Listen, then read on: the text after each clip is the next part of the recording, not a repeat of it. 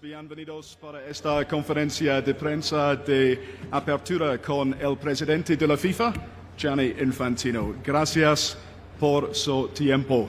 Welcome to this. Can you repeat? Can you repeat that? That was so nice. You want me to do it again? Yeah, do it again, so that everyone can really.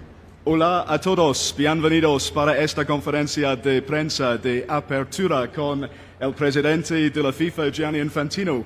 Gracias por su tiempo. Welcome, thank you. Welcome to this opening press conference of the World Cup, just one day away from the opening match here in Mexico City. Thanks to the many hundreds of you who have gathered here and many more joining us online in the media centres across our 16 host cities and beyond. Good to see you all here before the teams and the fans take centre stage. With that, I will hand over to the man taking centre stage at the moment, the FIFA President Gianni Infantino, for some opening remarks. Thank you, Brian. Muchas gracias. Mi querido Brian, great pleasure for me to be here with you. Hello, everyone. Good morning for this press conference here.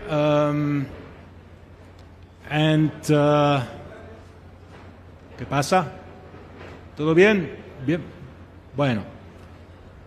Bienvenidos a todos, bienvenue à tout le monde, willkommen, ahlan wa sahlan, you know how to say it in all the languages. So it's a pleasure to be here today because we are kicking off the 23rd FIFA World Cup. So it's a moment of joy, it's a moment of celebration, it's a moment of happiness, and I am very, very happy to see this ball rolling in a few hours' time. It's put in the right way. And this trophy being awarded in a few weeks' time. The most iconic trophy in the world, the most incredible cup, a trophy and a ball that makes people dream all over the world. And today I hope we can also speak a little bit about football, because that's what we are here about, right? I know that there are other topics as well, and we will definitely also touch on them, but I would like to ask you to really focus on football. So let me start by saying a few things. The first one is that there is an empty seat here in this room today. Il y a une chaise vide dans cette salle. And this empty seat is for a French journalist, Christophe Glaise, who is the only sports journalist who is detained in the world. And of course he has an accreditation. And of course he has his seat here for him. And I've invited his parents to a game, France-Senegal. But I hope, I really hope, that in a great act of humanity, he will be given grace, the presidential grace, and can even join us here during the World Cup. But for the time he's not here, his seat is here for him, for Christophe. Pour Christophe. I would like to mention as well another journalist, Enrique Macaya Márquez, de Argentina, un periodista que este año va a celebrar su mundial número 18. Empezó a hablar de mundiales en el 1958. Es increíble. Querido Enrique, no está con nosotros hoy, pero sí va a estar al mundial. Un gran abrazo de parte de todos y seguimos así. I'm happy as well to see and to know that 17,000 media representatives have been accredited, is that right? Yes, across all parties. Yep, 17,000 including media partners. So I think this is, I guess, this is a record. But generally, this World Cup, the 23rd World Cup in the history of FIFA, is a World Cup which is breaking records. And for this we are very happy, and for this, before we kick off, I want to say thank you. I want to say thank you to quite a few people, actually. First to you, to the media, to all of you, for relating, for transporting, for bringing to the homes of people the emotion of the game. You know from all over the world what it means to be part of the World Cup, what it means for people to participate, to live a World Cup back home, and you bring it to them, so I thank you for that. Quisiera también agradecer la presidenta de México, Claudia Sheinbaum, todo su gobierno, la administración, todos los gobernadores, los alcaldes, toda la gente de México que nos hace vivir en nuestra casa este mundial tan espectacular. I would like to thank as well President Trump and his administration, everyone in DC, the same in the United States, every governor, mayor, every person who has been involved, every American citizen who makes us come home and live a great World Cup. And finally, I would like to thank as well Prime Minister Carney, his government, Canada, not just Toronto and Vancouver, but the entire country who is gearing up for this World Cup again. My thanks also to the 48 teams, the coaches, the players, the officials, the staff, the kit people, everyone who is involved in the World Cup. And a big, big thank you also to the fans who are here, 6.5 million, 7 million, we don't know exactly, will be in the stadiums for the matches. There will be many more millions in the fan zones, fan fests, watch parties, not just in the three host countries, but everywhere in the world, and the fans make the World Cup, of course, what it is. And I would like to thank as well those who are not participating, all 211 FIFA member associations, because it's thanks to the work of all of them that we are here today. It's thanks to the fact that we are investing, especially from the revenues of a World Cup, into all these countries, that football can grow all over the world, and the dream can be alive all over the world. So, as I said, I would like to speak about football, especially when you are here in this location, in front of this incredible stadium, the Azteca Stadium, or as we call it for the World Cup, the Ciudad de México. Estadio Ciudad de México, sí, es esto? This is a special stadium. It's an iconic stadium. It's a stadium where Pelé and Maradona won the World Cup. It is the stadium where the match of the century took place, where Italy beat Germany in the semi-final in 1970.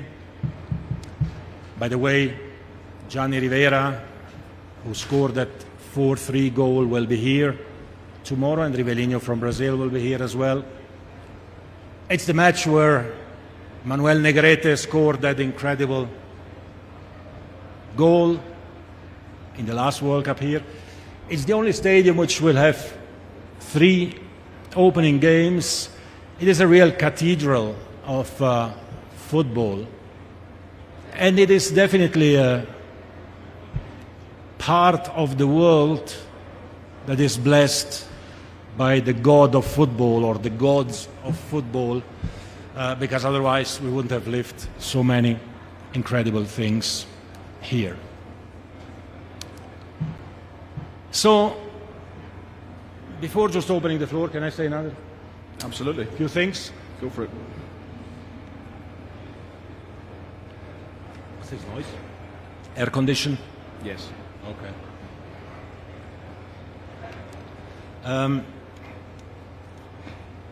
As I said, and as you can imagine, to organize a World Cup is not an easy undertaking. So I want to say thank you to my entire team. Some of them are here, others are in the different venues, in the different cities, back in Zurich or in the other offices. A big team that works tirelessly to make sure that we can host the biggest, the best, the greatest, the most inclusive World Cup in the history of FIFA. The biggest event probably in the history of mankind. 3 big countries, 16 host cities, 48 participating teams, 104 matches, 104 Super Bowls in 1 month. You know all this. 6.5 million people in the stadiums, 6 billion watching from home for free. And all these people, they want to enjoy a moment of happiness, a moment where their day-to-day problems can be left aside and they can just enjoy the game and cry if their team loses or cry if their team wins, and just feel this emotion in community with others. And this, I think, is absolutely fundamental. Now, when we work on that, and this is something that maybe many people don't know, maybe you know the numbers, you know that we will generate whatever, 11 billion, 12 billion, 13 billion, we don't know, we will see for the World Cup, that we invest 4 billion for operational costs, that the rest is going into developing the game in 211 countries, including in countries where nobody else is investing but FIFA. We'll certainly speak about that. But an operation like a World Cup is 5,000 staff members of FIFA, is 50,000 volunteers, it's 17,000 media representatives, but it's also 300,000 accredited personnel, 300,000 people who have an accreditation like the one you have, meaning they have a function, a job to do somewhere around the World Cup, from media to security to catering to transportation, everything. It's 300,000 people to make sure that everything happens in the best possible way. We don't have just 16 host cities, we have 500 official sites. Security must be guaranteed in these sites. Transportation must be guaranteed to these sites. Hotels, training camps, other areas. 500 official sites. All this, of course, requires a lot of work. We are preparing for it to work seamlessly, without any issue, without any problem. But of course you can probably not organize an event of such a magnitude in an absolutely perfect way. I, as FIFA president, will always say that what we do is absolutely perfect. Certainly the work that my team is doing is absolutely perfect. Sometimes if they mess it up, it is because of me. But It's true that we are confronted with challenges that we would rather not be confronted, and when we are confronted with these challenges, then we have to deal with them. And sometimes we can solve them, and other times we cannot solve them, and we try just to make the best out of it. So I want to mention maybe at the outset, and this maybe answers some of your questions already, I mean the three topics which were coming up all the time in the last few weeks. Iran, tickets, and visas.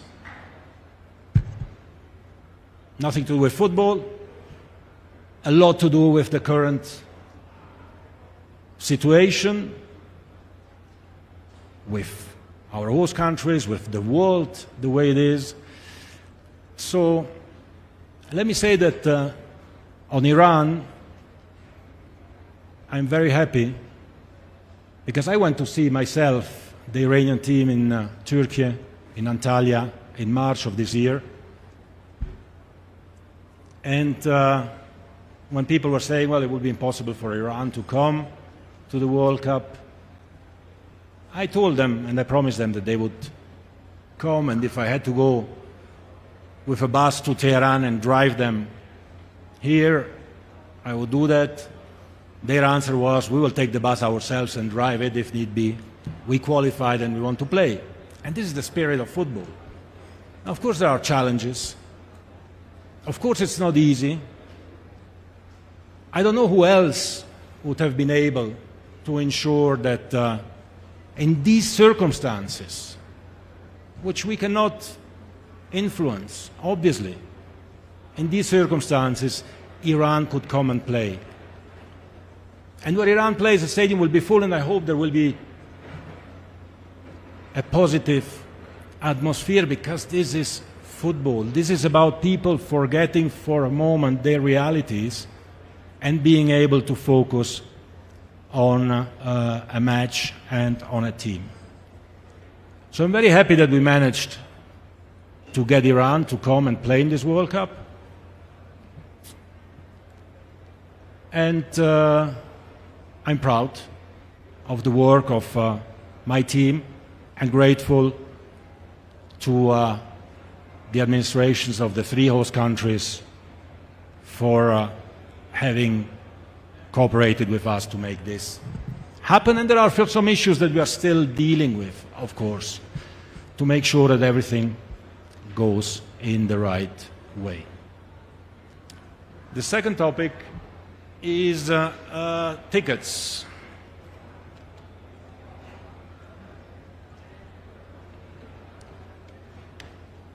And the ticket prices, and are stadiums going to be full or not?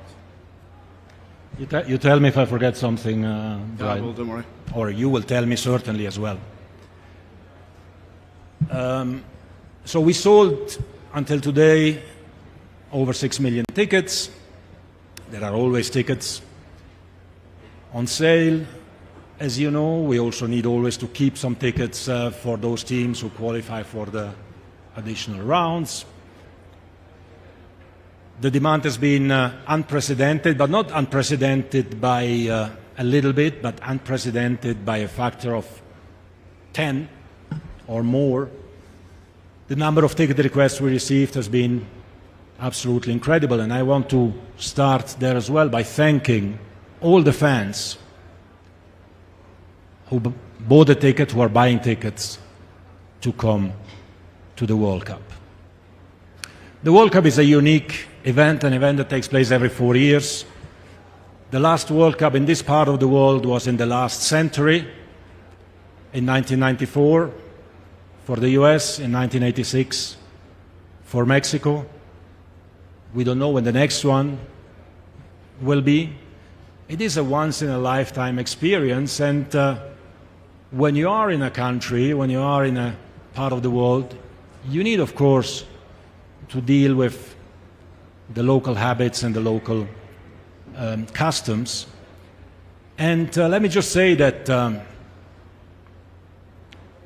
our entry price, which is $60, is the lowest entry price of any of the American sports in the playoff phases. Our average price, which is below $500, is again the lowest of the American sports. On average, if we take the playoffs, I think we can at least compare the playoffs of an American sport with the World Cup. If you look at the final of the NBA, the Knicks against San Antonio, I don't know how many people are watching that on TV, 10 million maybe, I don't know. The World Cup will be watched by 6 billion people.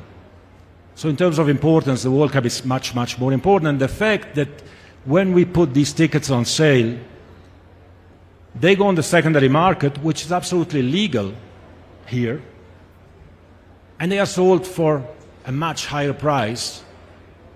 This certainly shows that the prices were accurate in terms of the way they have been determined. You can also imagine that these decisions are not just taken like this, somebody wakes up and decides on a price. There is a lot of analysis, a lot of work, a lot of experts who are involved in deciding what should happen. And when it comes to these legal investigations or complaints that were made in some states in the US, let me say there as well that we are very relaxed about it, because before starting to sell 6.5 or 7 million tickets, we check what we do with the best lawyers, with the best experts. If we do something wrong, then probably everyone selling tickets in North America is doing something wrong as well. But because this makes headlines, it's good as well to put it a little bit in a context.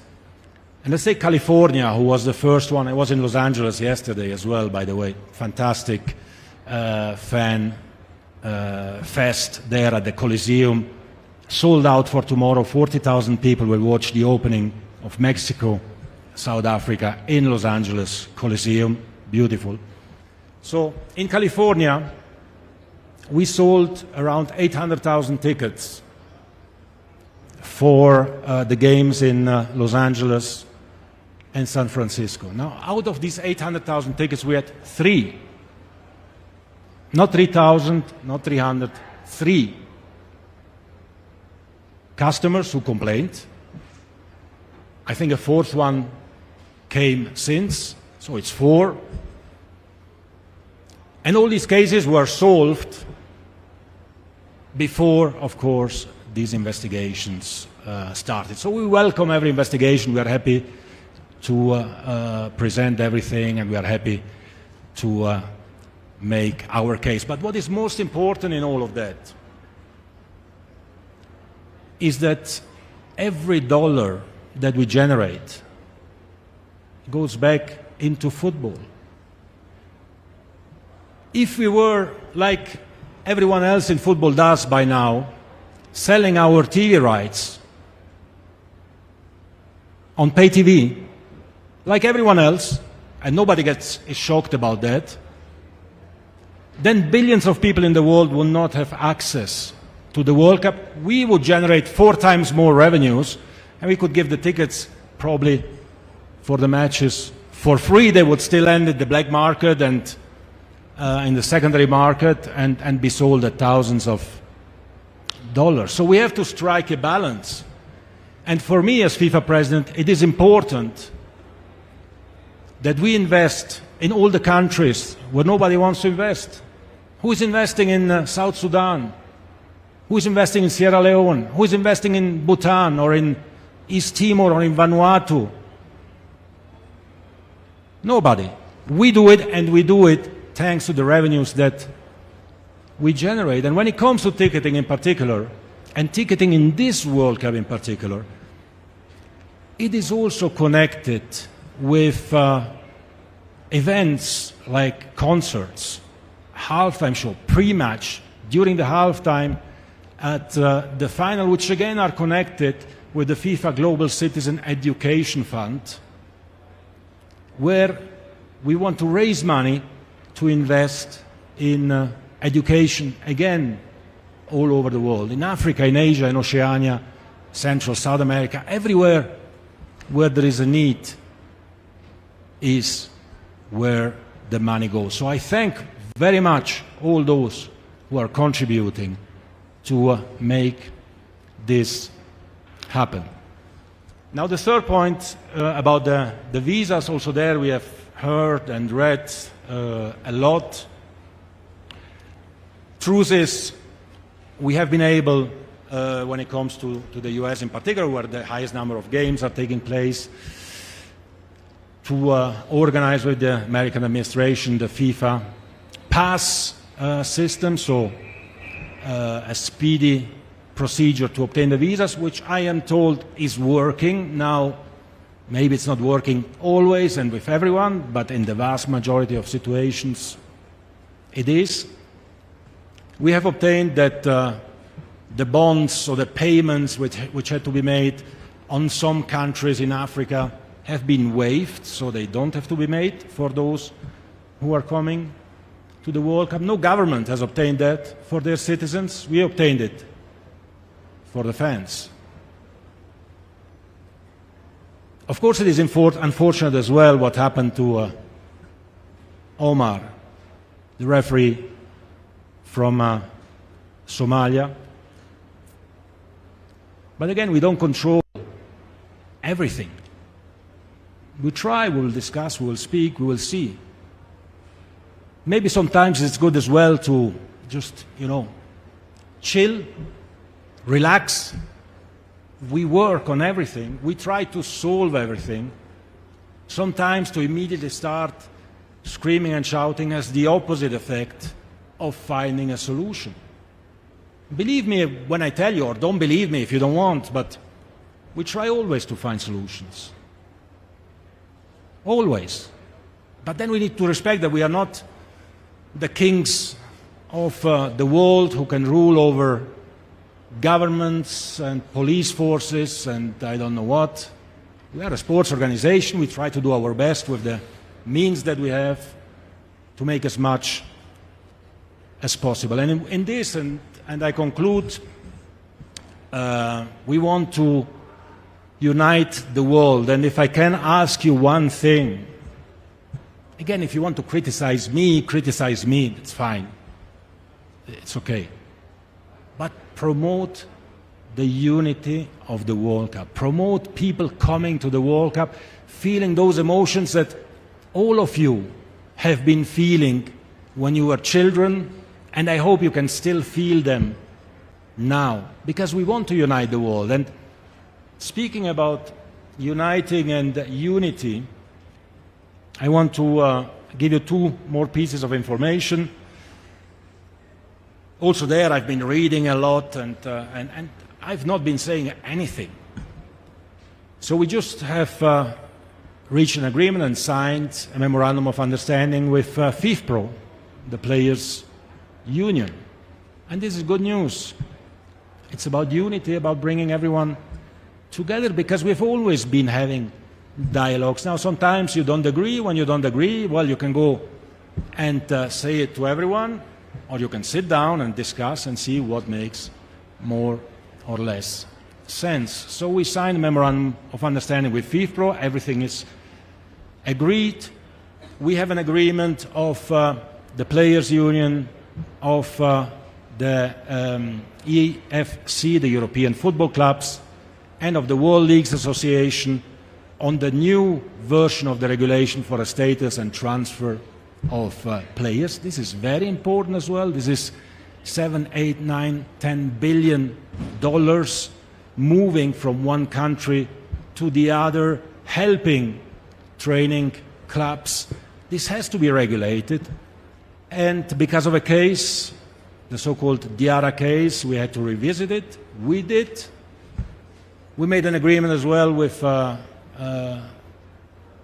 Diarra, without any compensation, without, of course, any liability from FIFA, but just discussing with common sense. And everyone now is on board. We have a new regulation. It will be approved hopefully very, very soon by the FIFA Council, by the Bureau. I already approved it. My colleagues, I'm sure they will approve it hopefully as well.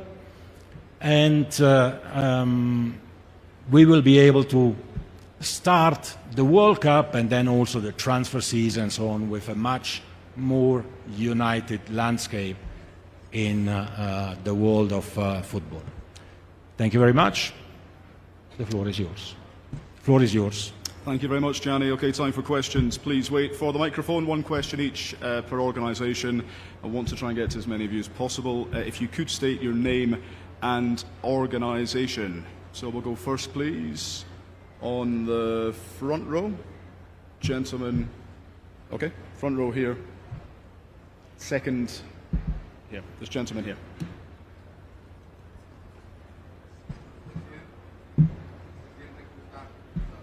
Buenas tardes.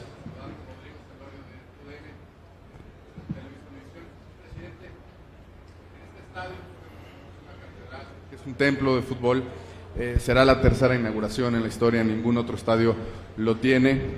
Se remodeló el estadio también por los próximos, un estadio que se vuelve funcional por los próximos años. ¿Qué sensación tiene, presidente, usted de esta inauguración con todo lo que se envuelve en estos últimos años y de tener un partido de la selección mexicana, por supuesto, inaugurando la Copa del Mundo? Gracias, presidente.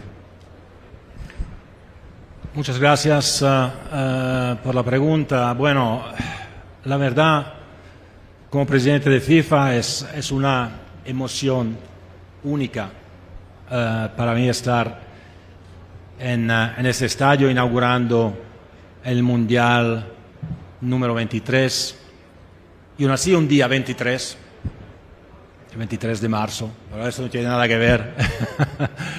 Pero sí nací en 1970, que fue el año del primer Mundial en México y mi papá, y esto me emociona mucho, me contaba de este estadio que por inmigrantes italianos en Suiza parecía algo en otro planeta, pero que nos dio a mis padres tanto orgullo y por los resultados de la selección italiana, por supuesto, pero también por este Brasil increíble, Pelé, que ganó este mundial con un equipo absolutamente increíble. 86, lo mismo con Diego, una emoción también única. Bueno, nos recordamos el el gol de Diego, la final con Alemania. La verdad creo que este estadio está bendito, blessed, ¿no? Es bendito de los dioses del fútbol, porque ha visto cosas increíbles de poder albergar el tercer partido de inauguración de un mundial, del primer mundial que se coorganiza en 3 países, porque esto también es importante, parece nada, pero es importante que 3 países como México, Estados Unidos y Canadá trabajen conjuntamente para organizar el mayor evento del mundo y demuestra que cuando queremos lo podemos hacer. Y creo que la magia del Azteca ha jugado un papel importante. Gracias. Gracias. Gracias. Okay, we'll go to third row. Gentleman in the glasses there. Third row.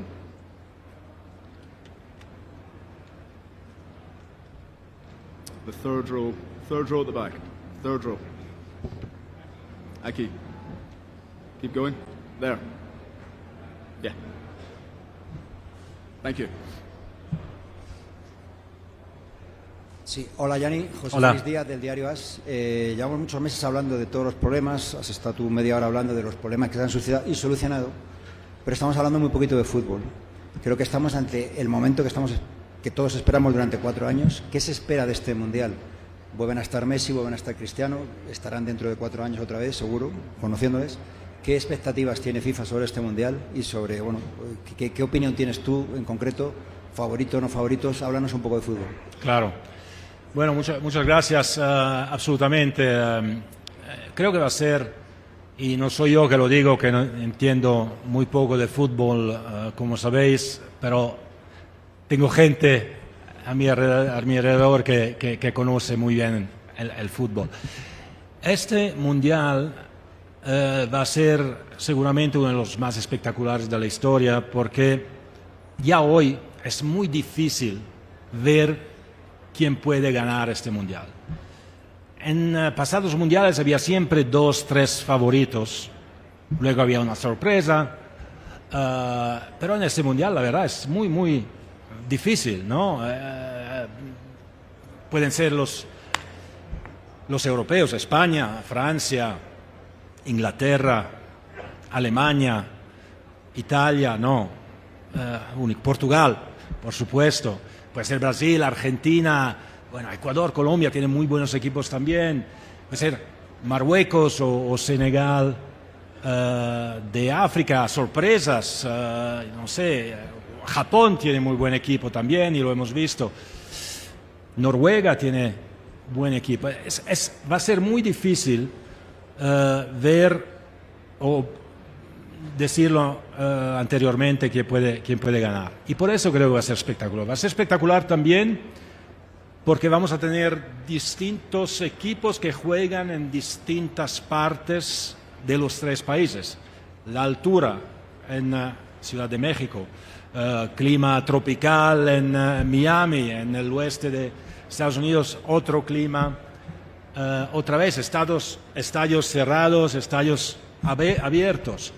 Un partido más para ganar, no 7, sino 8 partidos para ganar. ¿Cómo hacer la química de las selecciones, de los equipos entre ellos? Pero, bueno, yo creo que hoy todos los equipos tienen una preparación tal y el fútbol nunca ha sido mejor como juego, que la verdad lo vamos a disfrutar. Las canchas son espectaculares, hemos invertido ahí también mucho dinero en los últimos 5 años para prepararlas, para que tenemos las mismas condiciones en Miami, en Vancouver o en Ciudad de México. Y bueno, que sea una fiesta y que la fiesta comience ya. Gracias. Just a reminder, please, for your name and organisation. Row 4, there.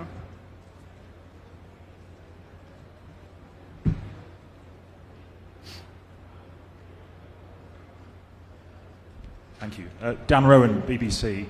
Mr. President, you say people should chill and relax about these situations, but you've got one of the world's top referees told he can't enter the United States, sent back home, accused of having links with suspected terror organizations. We have Mexico having to change their training, Iran having to change their training base here to Mexico. We have fans and journalists from a number of countries who aren't able to attend this World Cup because of travel bans or visa restrictions. You yourself have said in the past how important it is to have freedom of movement at a global event like this. You've said how inclusive it is, how welcoming it is as well. Are you embarrassed, therefore, by what actually has come to pass? And do you have to accept that you've lost some control of your own tournament here? Thanks for. You're from BBC. BBC. You know, in 2035, I think, we hope, the Women's World Cup will be in the UK, right? Still needs to be a decision, but looks like. Would you find it normal that FIFA would dictate to the British government who to let in the country and who not to let in the country? I don't know. Maybe. Maybe you find it normal.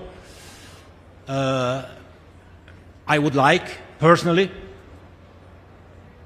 On the other side, the reality of the matter is that in every country there are governments. Try to get into the UK, into Germany, into Switzerland. without a visa, try to get a visa if you are from a certain country. It's not easy, that's what I want to say.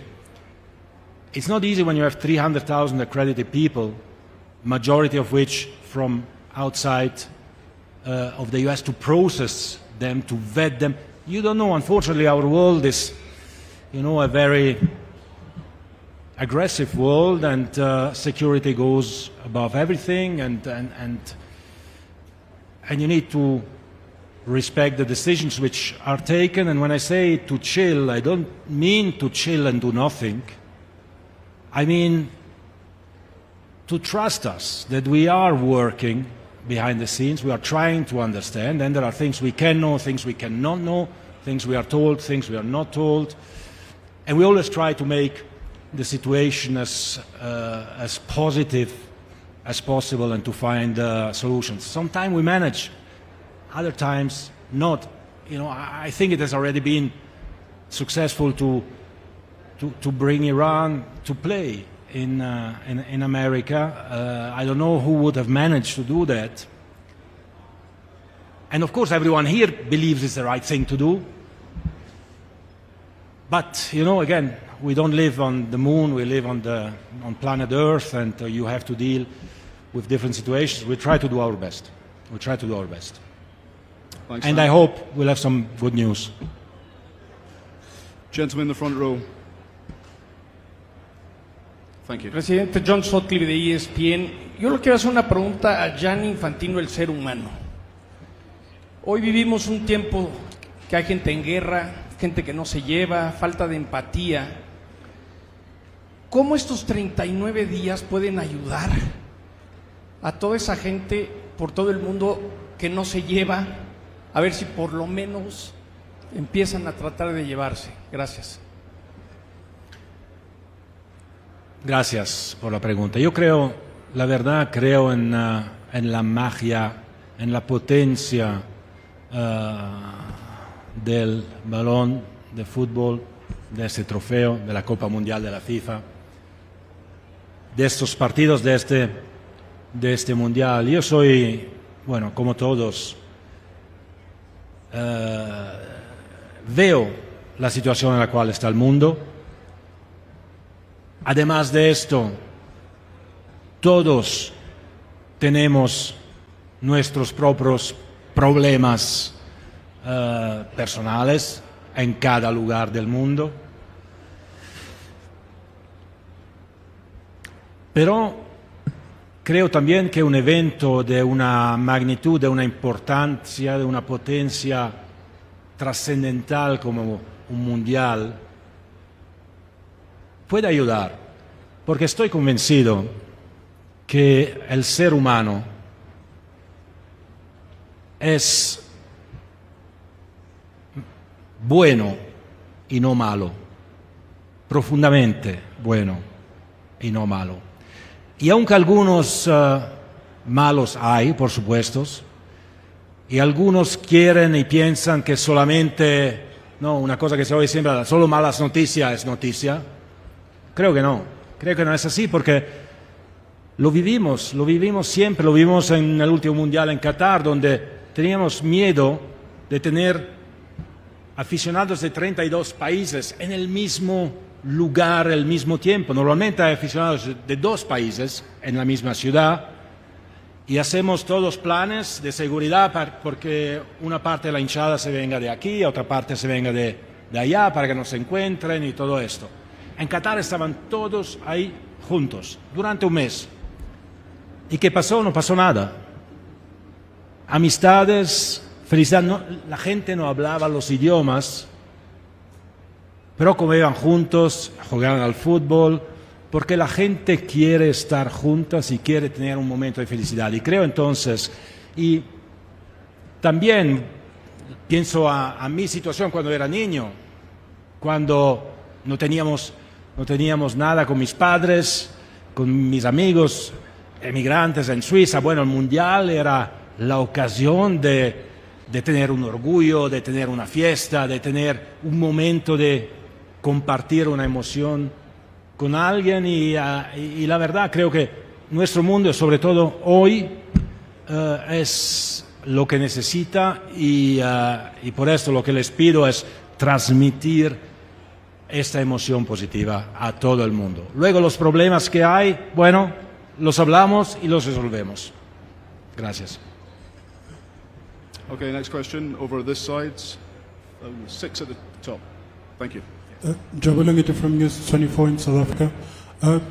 President, you've said that you need to promote the unity of the World Cup, but when the bulk of these games are going to a country whose stance has gone against that, promoting unity, do you regret the US being one of the co-hosts of this World Cup, given that the bulk of the hiccups and challenges from this tournament have come from the administration? Do I regret what? Did you hear? Do I regret what?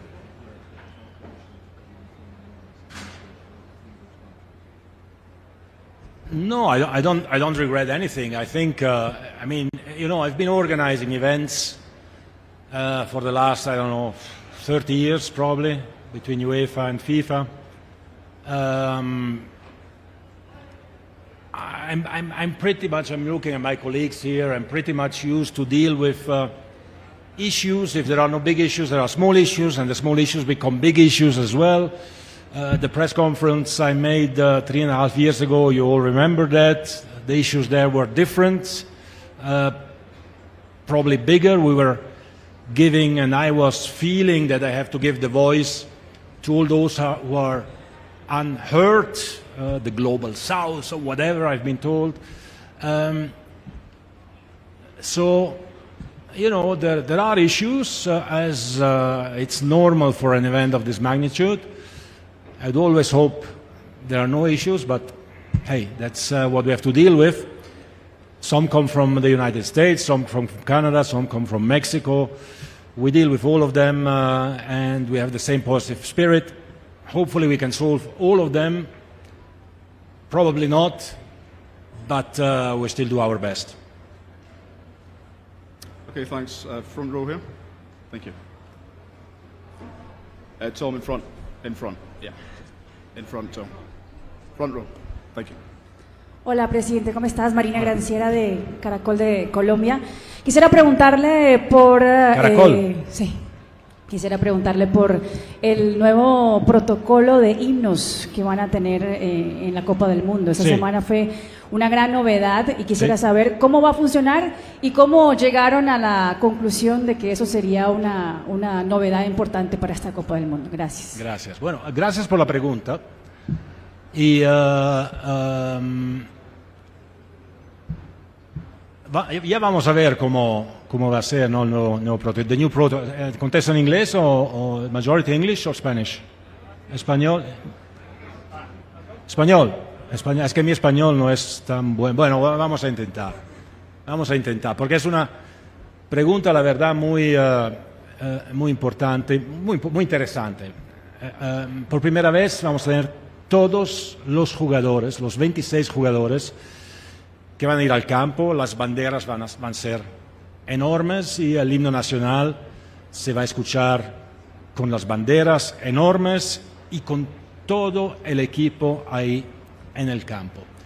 ¿De dónde nació? Bueno, como sabéis, nosotros siempre queremos hacer nuevas cosas y he entendido, bueno, esto tiene que ser algo de americano, business, no sé qué, showtime. No, esto nació de una conversación que tuve yo con Alessandro Del Piero. ¿Conocéis a Alessandro Del Piero? Alessandro Del Piero un día, hace unos meses, me dice: ¿por qué no piensas a poner todos los jugadores en el campo durante el himno? Y digo, ¿por qué? Porque somos todos parte del mismo equipo. No sé si es porque cuando él marcó uno de los goles más lindos de los mundiales, que era el 2-0 de Italia contra Alemania en Dortmund en el Mundial 2006, él entró del banquillo. O sea, en el banquillo entró y marcó este gol increíble. No sé si es por esto que me lo dijo, pero me dijo, sí, somos todos parte del mismo equipo. Y para mí tenía razón, y entonces hemos empezado a hablarlo todos juntos. I broke the news here. You didn't know. Nobody knew this, right? Me parecía interesante, lo hablamos con otras personas de fútbol, jugadores, entrenadores, y todos pensaban que era una buena idea de hacer participar a todos los jugadores. Porque en el fútbol de hoy tenemos 11 en el campo, 5 sustituciones, pueden ser 6, puede ser hasta una más, y durante un mundial pueden jugar, la verdad, todos los jugadores. Y entonces hacer que puedan sentirse parte de este momento tan emocional, que es el momento del himno nacional, creo que es algo de positivo para todos los jugadores, la gente, la afición, y espero que se vea de esta manera. Luego vamos a ver cómo funciona, no lo sé. Esto nos vamos a sorprender. Gracias por la pregunta. Okay, thank you. Second row, please. 5 in.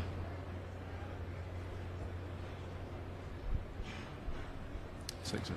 Hi, Rob Harris from Sky News. Hi, Rob. We've heard you talk about how you need to raise money for football, also about how you want to focus on the football. Football needs fans, they bring the passion. You were once a fan growing up who couldn't afford tens of thousands of dollars for a ticket. Your friend Donald Trump said he wouldn't pay $1,000 for a ticket. The British Prime Minister Keir Starmer said it's unacceptable for fans to be exploited. Are Trump and Starmer wrong, or do you apologise to fans who feel ripped off and priced out, and will you look to ensure that prices do come down and never as high again? Well, let me say one thing as well at the outset. Let me congratulate Mayor Mamdani from New York. I was with him day before yesterday, actually. I have to congratulate him because he put on sale 1,000 tickets at $50 a couple of months ago, and since then he gets fantastic news. We put on sale 130,000 tickets at $60, and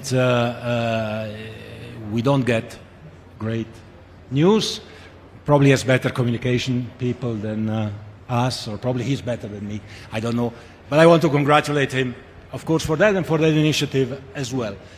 And to reiterate that the starting price is at $60, that the market, everything I said before, the market is here what it is, that if you sell it at a lower price point, and again, this has been part of intense and extensive analysis in this particular market, it would have gone, which is perfectly legal in this country, in secondary markets at much, much, much higher prices. And where would the money go then?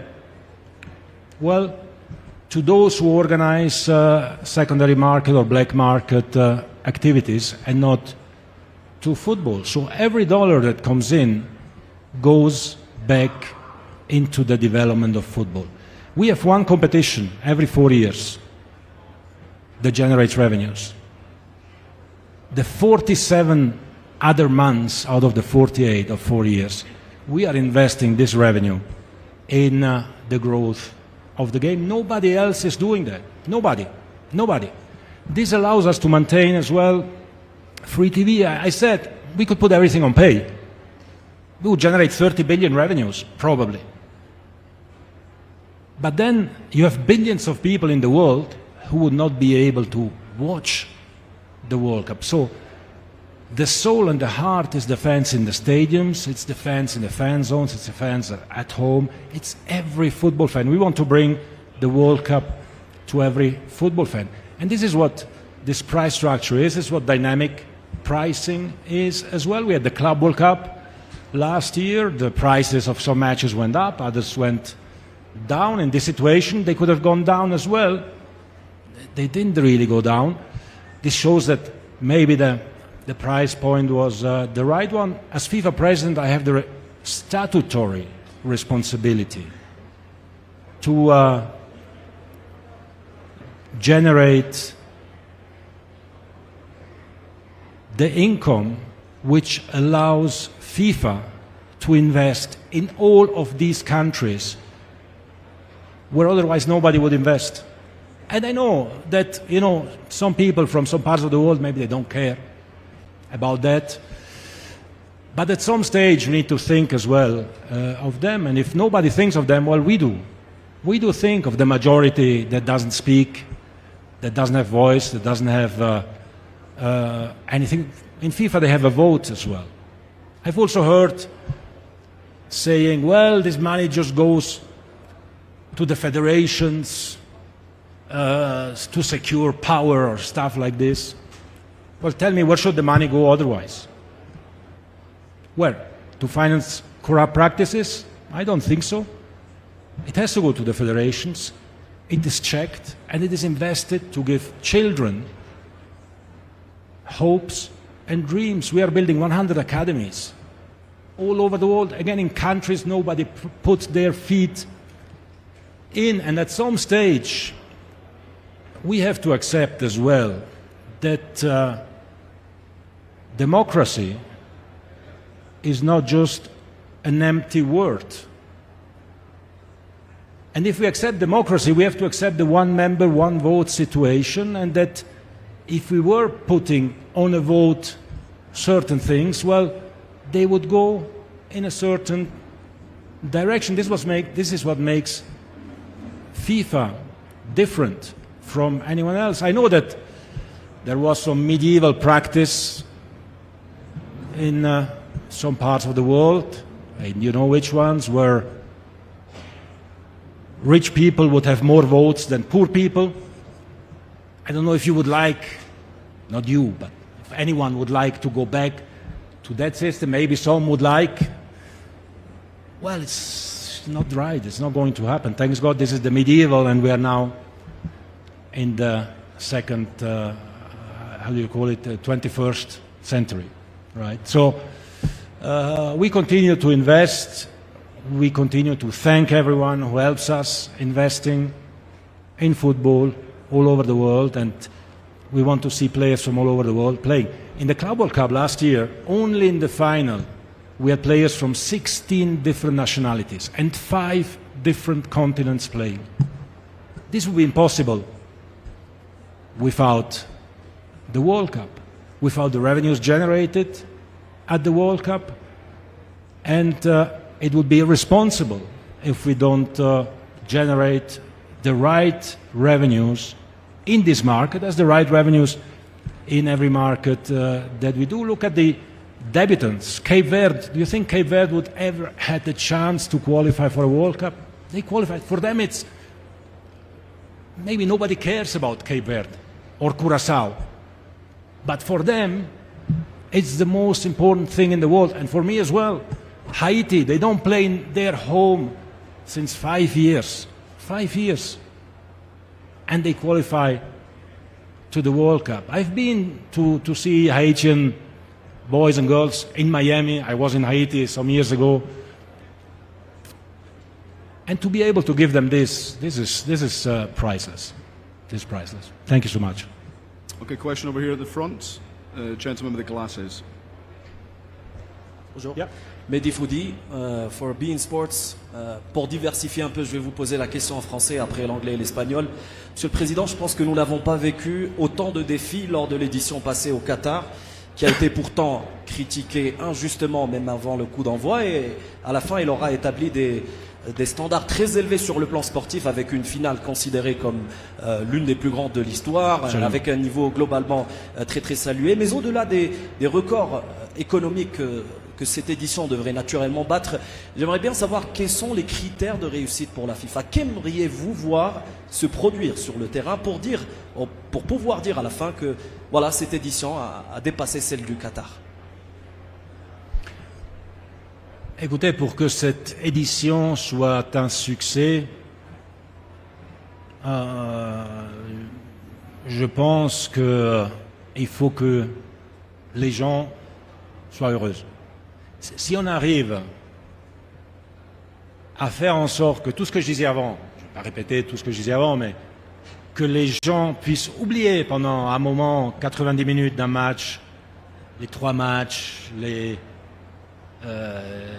8e, quart, demi-finale, 16e de finale, la finale, pendant 39 jours, puissent oublier un petit peu leurs problèmes et avoir un sujet de discussion avec leur famille, avec leurs enfants, avec leurs parents, leurs grands-parents, et que les gens sont heureux, un petit peu heureux. Là, ça aurait été un succès.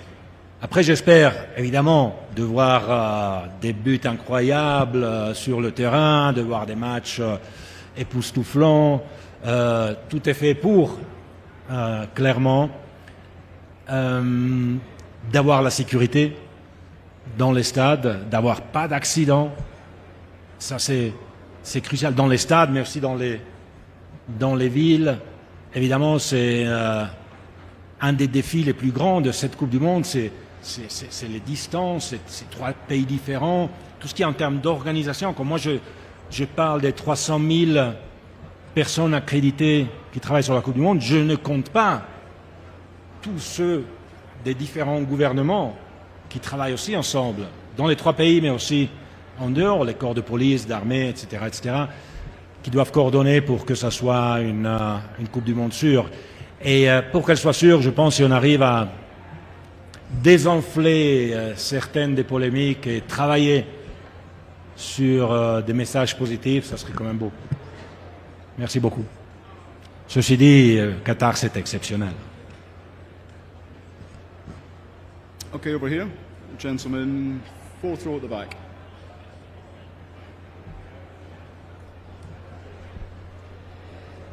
Diego Macías de Olé, de Argentina. Tal, ¿cómo estás? Primero, darte en vivo el agradecimiento de Enrique Macaya Márquez, que por un familiar me acaba de agradecer el mensaje con el cual arrancaste la charla. Y luego preguntar, para Argentina fue muy importante la confirmación de que Messi iba a estar en el Mundial. Para Argentina lo es. ¿Qué es para el Mundial tanto que esté Messi como la afición argentina y sus características? ¿Qué? ¿Qué importante es para el Mundial, más allá de Argentina, que esté Messi? ¿Y qué importante, cómo puede ser para ese color de unidad la afición argentina? Bueno, la afición argentina es absolutamente espectacular, excepcional. En el Mundial en Qatar, me acuerdo que 2 horas después de los partidos todavía estaban 20 y 30 mil argentinos en el estadio a cantar muchachos y todo, muchachos, no, fantástico. Y la afición en un mundial es algo de espectacular. Hemos vivido también el año pasado en el Mundial de Clubes, los aficionados de River y de Boca, espectaculares también. Creo que la afición de las selecciones es más familiar también, porque hay padres con hijos, con mujeres, familias que vienen, y lo vamos a vivir no solo con la afición argentina, pero con muchas aficiones que lo van a disfrutar en este mundial. Bueno, el hecho que Leo Messi juegue este mundial es, por supuesto, bueno, es muy importante para Argentina. Es muy importante por toda la gente que le gusta el fútbol, por el mundial. Es lo mismo con todos los grandes jugadores, Ronaldo, Mbappé, Dembélé, Haaland, Yamil, todos. Y todos los que olvido, que ahora me vais a matar porque se olvidó de este o de este. Harry Kane, Brian Swanson, Andy Robertson y todos, ¿no? Cada uno tiene su propio ídolo. Mi ídolo cuando era niño, y no le interesa a nadie, pero se lo digo de todas maneras, era Evaristo Becalossi, que se murió hace un par de semanas, y le doy un abrazo, que para mí hubiera tenido que jugar titular en la selección de Italia en el 82. Nunca jugó en la selección italiana y Italia ganó el Mundial y lo celebramos de toda manera también con Paolo Rossi, al cual le doy también un abrazo. Gracias. Okay, thanks. Last question, Wall Street Journal.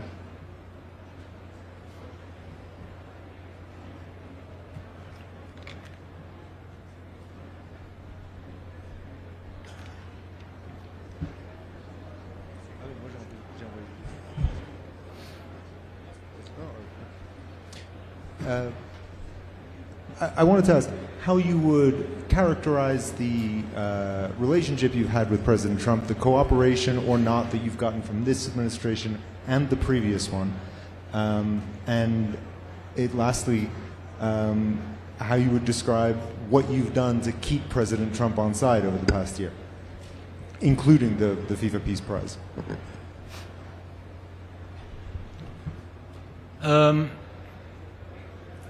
Thanks for the question. Well, I have a great relationship with President Trump. I'm very happy about that. I got to know him during his first mandate, and we have been working very closely together now in his second term.